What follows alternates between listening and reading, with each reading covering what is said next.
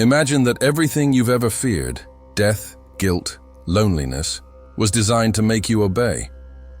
From ancient gods to modern algorithms, someone has always known how to turn fear into profit.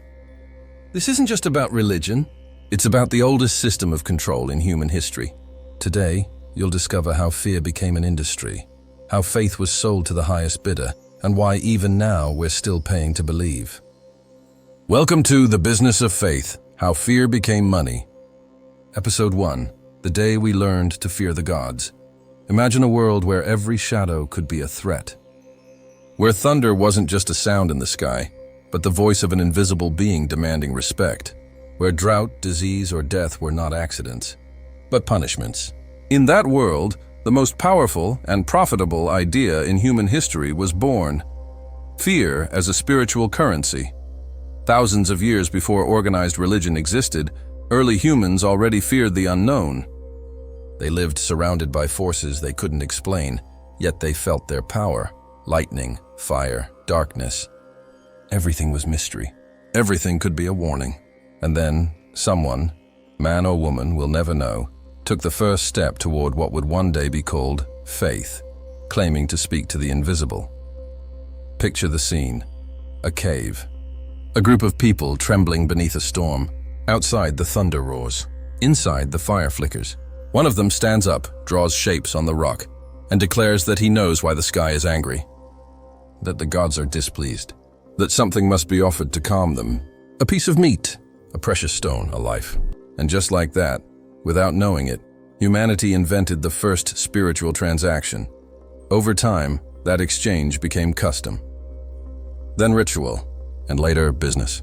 The shaman was the first middleman between human fear and divine will. He promised rain, crops, protection.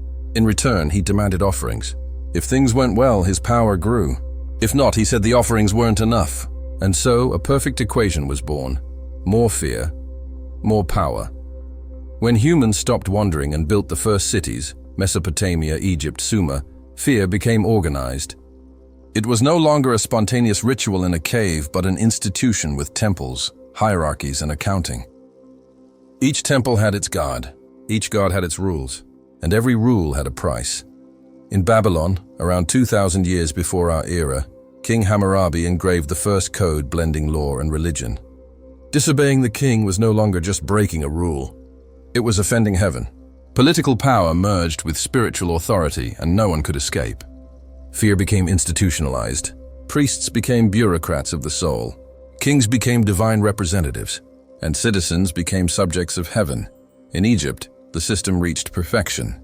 Pharaohs ruled not by force but by divine mandate. Temples became vast economic empires, owning land, collecting taxes, controlling life and death. They crafted a brilliant narrative. The soul had to pass a test before the gods to reach eternity. And who managed that eternity? The very ones selling it. Every ritual, every mummification, every hieroglyph had a price tag. The fear of eternal punishment became civilization's fuel, but something deeper was happening. Humans began to fear not just thunder or drought, but themselves, their faults, their thoughts, their guilt. And that was the master stroke. Because when fear stops being external and takes root inside, it no longer needs chains. Guilt became the new god. A god that didn't need lightning to punish you, because it lived in your mind. From then on, obedience stopped being physical and became emotional. Control turned invisible. The price of eternity was, in truth, freedom. Temples grew taller, offerings multiplied, and fear became refined. Punishment no longer needed to be seen, it just needed to be imagined. Each generation inherited the spiritual debt of the previous one, and what began as a simple exchange became humanity's first invisible economy. Thousands of years later, we're still paying. Temples have changed shape, robes are finer, sermons sound gentler. But fear remains the same. It's only learned to speak more beautifully. And the most unsettling question of all remains unanswered. Who was the first to turn faith into business? And what price are we still paying for believing? If this story is making you think, pause for a second. Do you also believe that fear still drives the world? Tell me in the comments. I want to hear your thoughts. And if you enjoy uncovering the truths others prefer to hide, hit subscribe and tap the bell, because what comes next will forever change the way you see faith and power. Episode 2, When Fear Became Power. Imagine the first cities of the world. Towers of clay, dusty streets, sacred rivers. The Tigris, the Euphrates, the Nile. In those places, humans learned to cultivate the earth. And priests learned to cultivate fear. Fear was the glue that held everything together. No army was needed if everyone believed the gods were watching, even as they slept. In Mesopotamia, more than 4,000 years ago, temples stood at the heart of every city. They rose above every house, as if reaching for heaven itself. From those heights, priests managed the people's offerings, grain, oil, animals, all given to keep peace with the gods. But that peace slowly became something else, a debt without end. The Sumerians said that men were created to serve the gods, that their labor, sweat, and obedience were eternal tribute. It was a brilliant idea. If man was born to serve, then serving was sacred, and whoever managed that service, the temple, held absolute power. Temples weren't just places of worship. They were banks, granaries, courts, and political headquarters. Religion no longer merely offered comfort.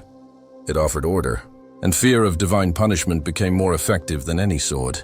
Who would dare rebel when eternity itself was the price? In Egypt, the system reached its golden age. Pharaohs proclaimed themselves children of the gods, heaven's chosen rulers on earth. Their power couldn't be questioned because to challenge them was to defy the cosmos itself. If the Nile rose and crops flourished, the priests declared, "It's because the Pharaoh is just." If famine came or plague struck, they said, "We have sinned." And thus chance was transformed into morality. Nature became judgment. Inside those temples, priests accumulated gold, jewels, and land. Slaves toiled day and night to sustain a system where every prayer had a price. The promise was simple: pay now, live peacefully later. And fear, like interest, always grew. But something was about to change. The gods' power was being concentrated. Many gods would soon give way to one true God, one absolute will. Monotheism was being born, and with it, a new form of control, moral control. Around 1,000 years before our era, the Hebrew people wrote the first religious laws based on the idea of a single God. This God demanded not just offerings, but total obedience. Sacrifices of animals no longer sufficed. Now one had to sacrifice thoughts, desires, doubts. Faith became internal surveillance.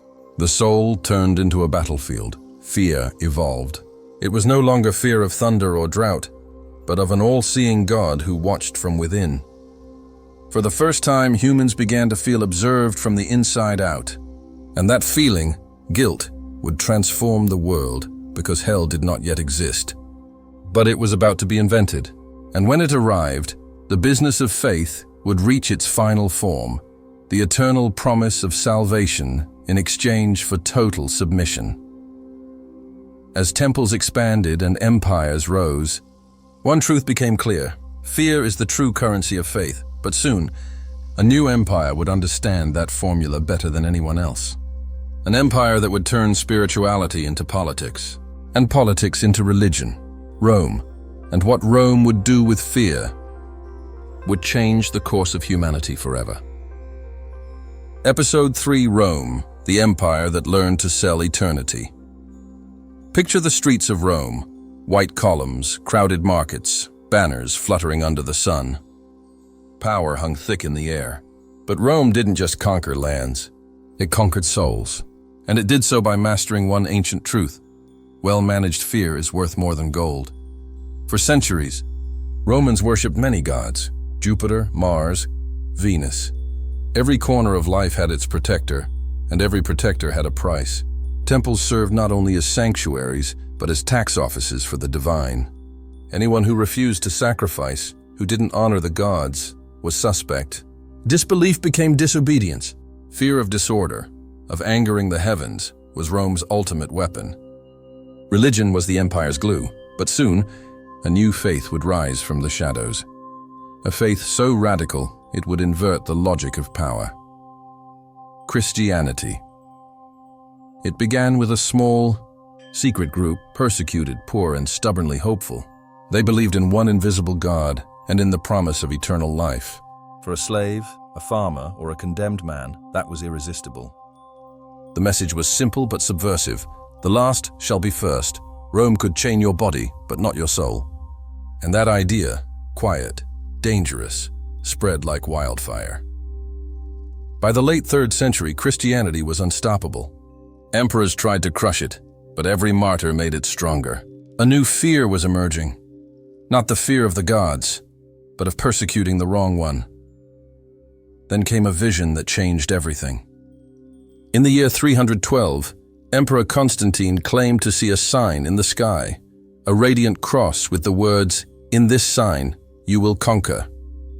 From that moment, Rome changed course.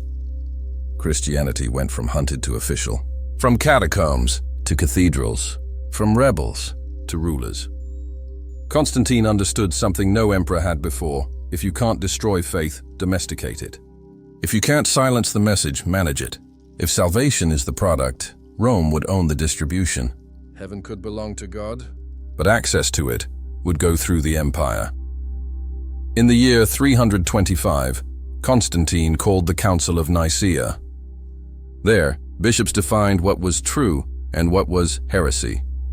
They declared Christ divine, wrote the first creed, and standardized belief. Rome had done the unthinkable. It had turned spirituality into legislation, faith into doctrine, fear into policy. From then on, belief was no longer a choice, it was the law. To doubt was treason. Christianity, once a message of liberation, became a system of obedience.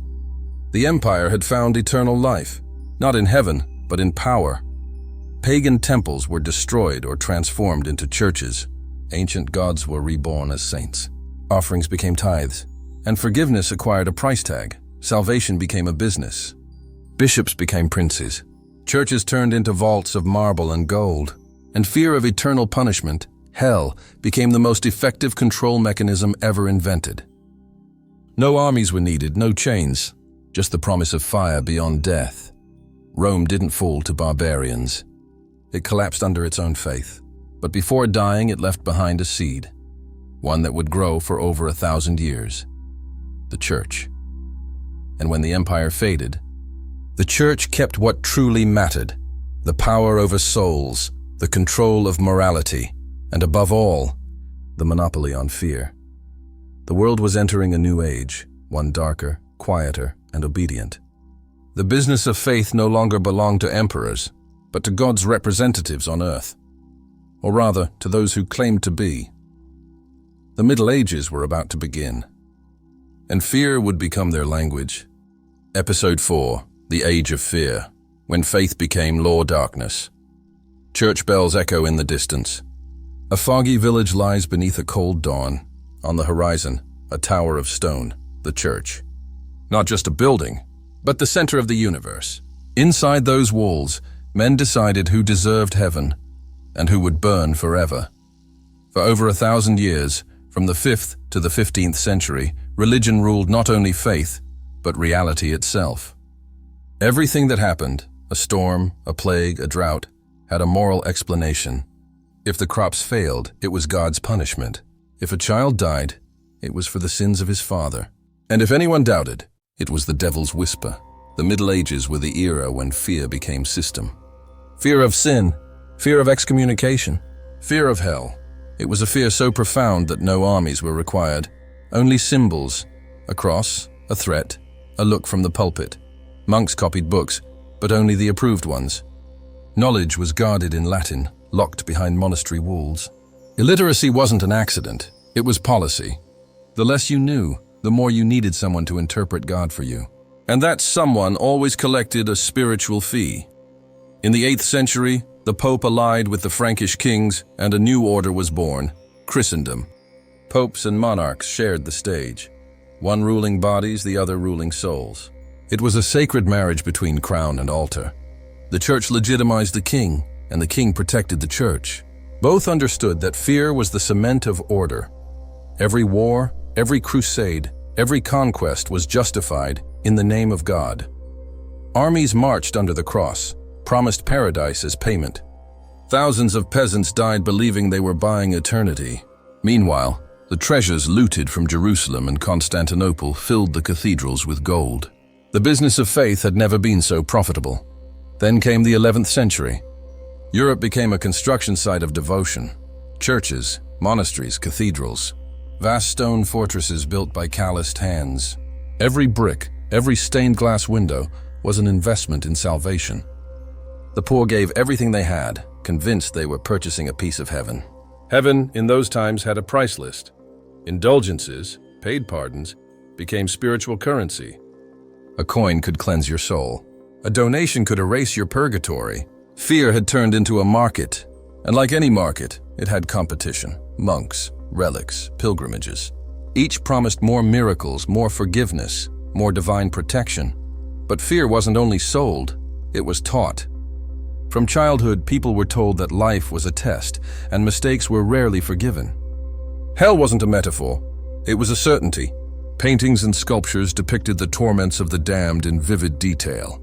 Medieval artists were the propaganda ministers of divine terror. Fear also served to silence. Women who knew too much were witches. Men who questioned were heretics. Entire towns who believed differently were enemies. The Inquisition arose to ensure no one strayed from the flock. Fire became the final argument of faith. And yet, in the shadows of those same temples, cracks began to appear. Some monks started reading forbidden texts, translating ancient philosophy, thinking for themselves. The spark of doubt, extinguished for centuries, began to flicker again. In those secret corners, a new thought was forming. That faith should belong to no institution. That salvation couldn't be bought, and that perhaps God didn't need intermediaries at all. It was the beginning of the end for the age of fear. And the business of faith was about to face its first true crisis. Episode 5, The Rebellion of Souls, when faith shattered into 1,000 pieces. The air in Europe no longer smelled of incense, but of suspicion. It was the 15th century, and the old structure of faith was beginning to crack. After centuries of silence, the people were whispering again, and those whispers were about to become screams. The church's power was absolute. It owned land, castles, and armies. It collected taxes, dictated laws, and decided who was worthy of heaven. But while papal palaces gleamed with gold, the people lived knee-deep in mud. The contrast was obscene, and even some priests began to wonder, was this truly what God wanted? In the year 1477, a young German monk began asking that same question. His name was Martin Luther, and his doubt would ignite a fire that still burns today. Luther, the son of miners, grew up in poverty and fear. He entered the monastery seeking salvation, but what he found instead shocked him. He saw indulgences sold like tickets to paradise, fake relics paraded as holy miracles, saints multiplied like merchandise. He watched as peasants handed over their last coins, desperate to buy forgiveness. And in that moment, he understood. The business of faith no longer spoke of God, it spoke of profit. In 1517, Luther nailed his famous 95 Theses to the door of the castle church in Wittenberg. That single gesture was a stone hurled at the heart of power. His words didn't just denounce indulgences, they challenged the entire system that turned salvation into commerce. The revolution wouldn't come with swords, but with ideas, and then came the printing press. Luther's words spread across Europe faster than any sermon ever could. Translated into languages the people actually understood, for the first time in over a millennium, faith escaped the church's control. Every reader became their own interpreter of God, and for those in power that was unthinkable. The Vatican struck back with fury. Pope Leo X excommunicated Luther, branded him a heretic, hunted him down, but it was too late. The fear had changed sides. Now it was the powerful who feared losing control. The Protestant Reformation swept across Europe like wildfire, Switzerland, England, the Netherlands, Scandinavia. Each land reinvented faith in its own image. Religious authority fractured, and with it, the monopoly on souls. The ancient structure of the church was cracking wide open, and through those cracks, light was pouring in. Yet fear didn't vanish. It evolved.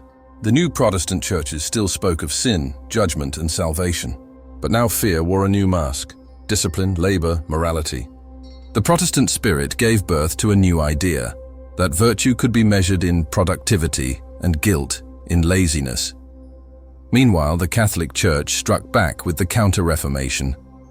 New orders like the Jesuits were born, inquisitions were strengthened, and cathedrals were adorned with splendor. Art became divine propaganda, ceilings painted with ecstasy, marble saints weeping in glory, a theater of salvation for the senses. The message was clear: material beauty was proof of God's greatness. But the people had learned to doubt beauty's intent. The fear of hell gave way to a subtler one, the fear of error, of exclusion, of thinking wrongly. The church no longer ruled alone, but the business of fear had merely changed hands. Europe stood at the edge of transformation. The Renaissance was dawning. Humans began to look less toward heaven and more toward themselves. Science, reason, and philosophy began to crack the sacred wall. A wall built on centuries of obedience. But even as faith lost its crown, fear still reigned, disguised as morality, as duty, as progress. Because the real business was never about gold, indulgences, or land. The real business was this: keeping the human soul convinced it needed permission to be free. The old temples were trembling, but the merchants of faith were already preparing new ones. The stage was set for the rise of a different kind of God, one that spoke in numbers instead of prayers. Episode 6, The Age of Reason, when fear changed its mask. The world was waking up. It was the 17th century, and the light of reason began to seep through the cracks of dogma. For the first time in centuries, humanity dared to look at the sky without asking permission. Galileo lifted his telescope toward the stars and discovered something dangerous. The heavens were not perfect, and the earth was not the center of creation. That single act threatened the very foundation of an empire built on fear of the unknown. The old order trembled. The church reacted as it always had, by silencing what it could not control. In 1633, Galileo was forced to renounce his truth before the Holy Office. But it was already too late. The universe had grown too vast to fit inside a temple. Across the 17th and 18th centuries, the human mind began to free itself from divine authority. Philosophy, science, and experiment replaced revelation. Descartes, Spinoza, Newton, Locke, Voltaire. Names that would take the place of saints on the new altars of knowledge. But while fear of God began to fade, fear itself did not die. It simply evolved. Humanity stopped fearing damnation, only to start fearing freedom. Monarchies, heirs of the old ecclesiastical order, realized something clever. If they could no longer rule in God's name, they could rule in the name of order, of reason, of the nation. The fear of divine punishment gave way to the fear of instability, of chaos. Authority secularized itself. Spiritual control became moral control. In the Age of Enlightenment, the temples began to empty, but the palaces filled up. Kings proclaimed themselves chosen by reason. Philosophers dreamt of perfect republics, and the people kept obeying, unsure of whom they obeyed anymore. Religious guilt gave birth to a new obedience, social guilt. The French Revolution of 1789 promised to destroy altars and free the people from spiritual tyranny. And it did, partly. While it tore down crosses, it raised new idols: the nation, the law, the progress of man. The church lost its crown, but fear remained the most efficient tool of power. Where once men feared the devil, they now feared the dissenter. The business of faith had simply changed uniform. Indulgences became taxes. Dogma became ideology. Relics became flags, and salvation was replaced by prosperity. Fear never disappeared. It just learned new languages. Meanwhile, in the empty cathedrals, silence began to echo. The church, wounded but alive, reinvented itself through emotion. It could no longer impose faith, but it could still seduce it. The message shifted, from punishment to comfort, from hell to forgiveness. The spiritual market learned to sell hope instead of fear, though the mechanism remained the same. And as reason spread, so did a new kind of emptiness. Humanity could now measure the stars, but not the soul. Man had dethroned God, yet found himself lost without him. He understood the laws of nature, but not his own loneliness. And that loneliness became the soil where fear could grow again. In the 19th century, the German philosopher Friedrich Nietzsche wrote a phrase that shook the world: "God is dead." But it wasn't a celebration, it was a warning. Because when man kills his gods, he doesn't free himself from them. He replaces them, and soon new creeds would rise, new promises of salvation, new prophets with voices amplified by crowds and microphones, and above them all, a new deity, more powerful, more invisible, more global than any before: money. Fear was about to change its name again. It would no longer be called hell, but failure. Episode 7.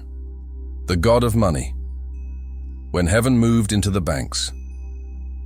Picture the dawn of the industrial age, smokestacks rising over gray cities, pocket watches ticking like mechanical hearts, and endless lines of workers marching beneath the metallic rhythm of the machine.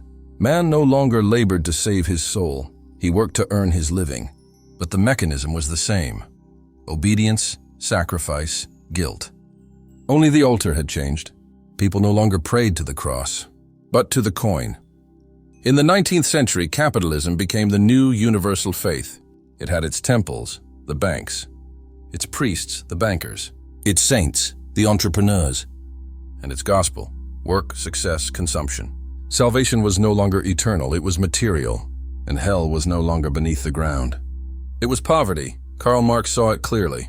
He said religion was the opium of the people, but he also warned that capitalism had inherited religion's structure of fear. Instead of divine punishment came the terror of failure, unemployment, hunger. Guilt transformed into shame. If you were poor, it was because you hadn't worked hard enough, because you lacked faith in the new god of effort. Factories replaced monasteries. Endless workdays became the new form of penance.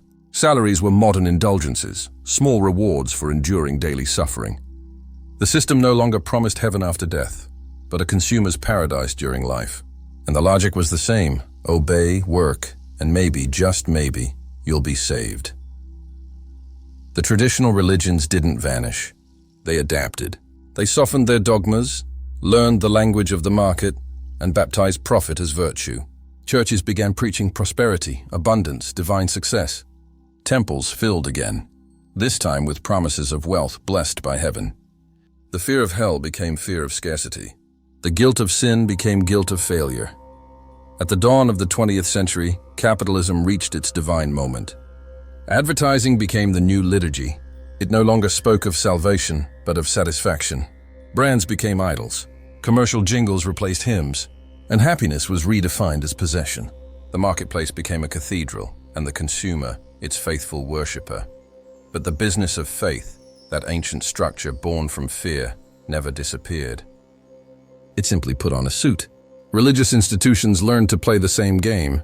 The Vatican invested in banks, real estate, corporations. Protestant televangelists preached the gospel of prosperity, teaching that God blessed the rich and success was divine proof. Faith became profitable again. Fear remained useful. Then came the Great Depression.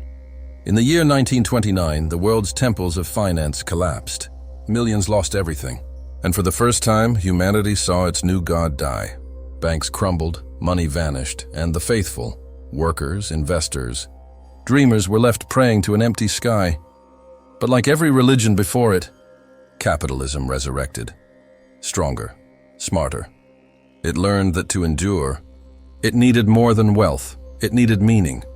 And so it created a new faith, the religion of success. In this creed, each individual became their own priest, their own savior, their own product. No need for churches or priests now. The new God lived inside each mind, whispering, "You are not enough. You must become more." The fear of divine judgment was replaced by the fear of insignificance. The inferno of the modern world was not fire, but failure. The old religions had promised the salvation of the soul. Capitalism promised the salvation of the ego.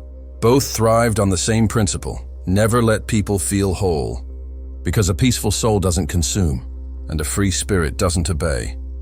The business of fear had reached its most elegant and invisible form. But a new revolution was coming, One that would dissolve borders, silence pulpits, and turn the entire world into a single network of belief, a digital heaven. A wireless temple, a new God without face or voice, but one that would know you better than any priest ever could. The 21st century was rising, and once again, fear was preparing to change its face. Episode 8, The Algorithm of Fear, When Faith Went Digital, Screens glowing in the dark. Notifications pulsing like tiny heartbeats, voices everywhere but no silence. We live in an age where stillness feels suspicious. The 21st century began without visible gods, but with a promise far more seductive than eternal salvation. Infinite connection. We no longer pray looking up at the heavens. We pray looking down at a screen. The old religions, weakened but not dead, watched as a new divinity rose from silicon and code, technology. A God without face, without morality, without temple, but present everywhere. It sits in your pocket, your desk, your mind. And like all gods before it, it offers the same deal: security, belonging, answers, in exchange for your faith and your data. The algorithm doesn't demand sacrifices. It only asks that you keep watching, keep scrolling, keep believing that everything you need is just one click away. And every time you do, the system learns a little more about you, your fears, your desires, your emptiness. Because the new spiritual industry doesn't sell salvation anymore. It sells attention. The soul of the 21st century is not measured in prayers, but in screen time.